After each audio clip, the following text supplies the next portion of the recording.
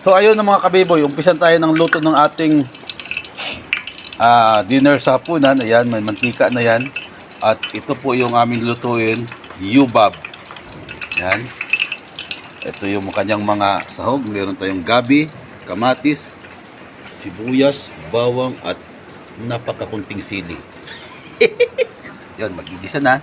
So, igigisa lang yan mga kabiboy dito. Yan, mainit yung mantika. Oh, yan. Sabay-sabay na. Sarap ng ginisa, oh. Bangus yan, bango. Yan, Bawang pa lang. bawang at sibuyas pa lang ulam na. Oh my goodness. Bango. Naamoy nyo ba dyan mga kabiboy? Mabango, di ba? Oh, ayan, oh. Kamatis. Yan. Lalong bumango.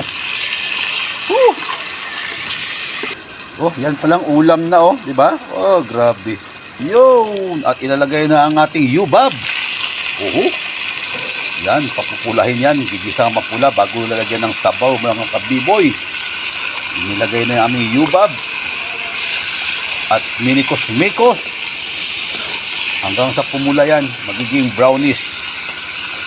Yan, saka lalagyan na ng sabaw yan mamaya mga kabiboy, di ba? Oh, yan, oh.